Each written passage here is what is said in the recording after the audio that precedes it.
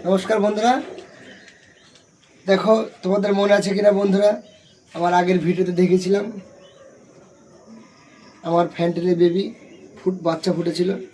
দেখো বেবিগুলো আজকে 3 দিন 4 দিন হয়ে গেছে, চোখ ফুটেছে।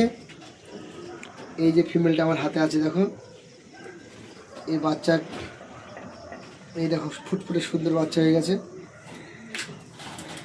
দেখো বন্ধুরা, এটা প্যারেন্টস আমার হাতে আছে।